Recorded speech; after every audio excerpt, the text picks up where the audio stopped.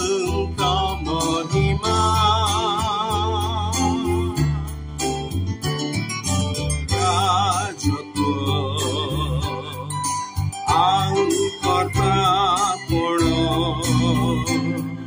ସଦା ତାଙ୍କ କର ତାଙ୍କ ଆରାଧନା।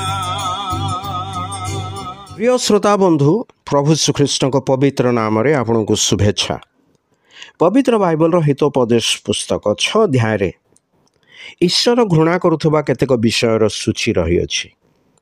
ଏହି ଅଧ୍ୟାୟର 18 ପଦରେ ଆମମାନେ ଏହିପରି ପାଠ କରୁ, ଅନିଷ୍ଟ ଚିନ୍ତକ ଅନ୍ତଃକରଣ, କୁକର୍ମ କରିବାକୁ ବେଗଗାମୀ ଚରଣ। ଅନ୍ତଃକରଣ ମନୁଷ୍ୟର ଚିନ୍ତା, ଭାବନା ଓ ବ୍ୟବହାରକୁ ନିୟନ୍ତ୍ରଣ କରୁଥିବା ଏକ ଅଙ୍ଗ। ସେଥିପାଇଁ ଆମର ଭଲ ମନ୍ଦ ଚିନ୍ତାରେ ଅନ୍ତଃକରଣ ଆନନ୍ଦିତ, ସନ୍ତୁଷ୍ଟ କିମ୍ବା ଦୁଃଖୀ ଓ ନିରାଶ ହୋଇଥାଏ। ଅନ୍ତଃକରଣ ଆମ ଭାବନାର ମୁଖ୍ୟ ଉତ୍ସ ଅଟେ। ଏହାଦ୍ୱାରା ଆମର ମନର ସ୍ଥିତି ନିରୂପଣ ହୋଇଥାଏ। ବାସ୍ତବରେ ଆମର ମସ୍ତିଷ୍କ ଆମର ଅଙ୍ଗ ପ୍ରତ୍ୟଙ୍ଗକୁ ଆଜ୍ଞା ଦେଇଥାଏ।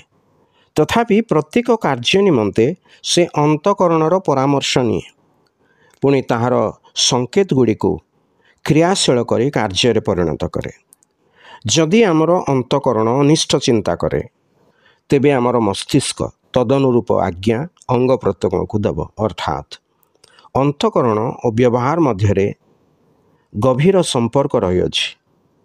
ପ୍ରଭୁ ଯୀଶୁଙ୍କ ଶିଷ୍ୟ ଜିହୁଦାର ଅନ୍ତଃକରଣରେ ଶୟତାନ ପ୍ରବେଶ କଲା।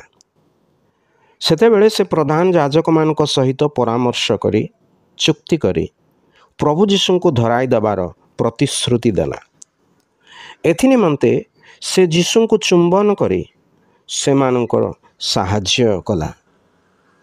ସେତେବେଳେ ସେ ଯାଜକ ପ୍ରାଚୀନ ସିପାହୀମାନଙ୍କ ସହିତ ଉଦ୍ୟାନକୁ ଆସିଲା।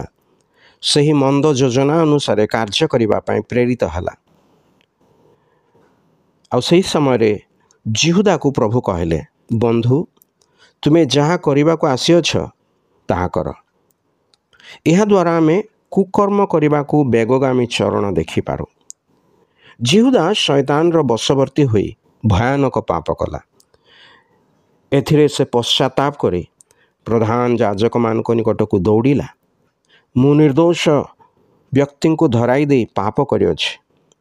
କିନ୍ତୁ ସେମାନେ ତାହାର କଥା ଯେତେବେଳେ ଶୁଣିଲେ ନାହିଁ, ସେମାନେ ଦେଇଥିବା ସେହି ମୁଦ୍ରା ଗୁଡ଼ିକୁ ସେ ମନ୍ଦିରରେ ଫୋପାଡ଼ି ଦେଇ ଫାଶୀ ଦେଇ ମଲା। ଏହା ସତ୍ୟ ଯେ ଅନିଷ୍ଟ ଚିନ୍ତକ ଅନ୍ତଃକରଣ କୁକର୍ମ କରିବାକୁ ବେଗଗାମୀ ଚରଣକୁ ଈଶ୍ୱର ଘୃଣା କରନ୍ତି। ତଥାପି ଯଦି ଏହିପରି ଲୋକେ ପ୍ରକୃତରେ ଅନୁତାପ କରି ଈଶ୍ୱରଙ୍କ ନିକଟରେ କ୍ଷମା ପ୍ରାର୍ଥନା କରିବେ, ସେମାନେ କ୍ଷମାପ୍ରାପ୍ତ ହୋଇପାରିବେ। ଜିହୁଦା ତ ଖେଦ କଲା, କିନ୍ତୁ ଅନୁତାପ କରି ନଥିଲା। ସେଥିପାଇଁ ସେ ନର୍କର ଅଂଶୀ ହେଲା। ଯଦି ସେ ଅନୁତାପ କରି ଈଶ୍ୱରଙ୍କ ନିକଟରେ କ୍ଷମା ପ୍ରାର୍ଥନା କରନ୍ତା, ସେ କ୍ଷମା ପାଇଥାନ୍ତା। ଆପଣଙ୍କ ଅନ୍ତଃକରଣ ଓ ଚରଣ କ'ଣ ଏହିପରି କି? ତେବେ କେବଳ ପଶ୍ଚାତାପ କରିବା ଯଥେଷ୍ଟ ନୁହଁ। ଅନୁତାପ କରି ଈଶ୍ୱରଙ୍କଠାରେ କ୍ଷମା ପ୍ରାର୍ଥନା କରନ୍ତୁ, କାରଣ ସେ ସମସ୍ତ ପାପରୁ ଆପଣଙ୍କୁ ପରିଷ୍କାର କରିବା ନିମନ୍ତେ ବିଶ୍ୱସ୍ତ ଓ ନ୍ୟାୟବାନ ଅଟନ୍ତି। ତେଣୁ ସେ ନିଶ୍ଚିତ ରୂପେ କ୍ଷମା କରିବେ।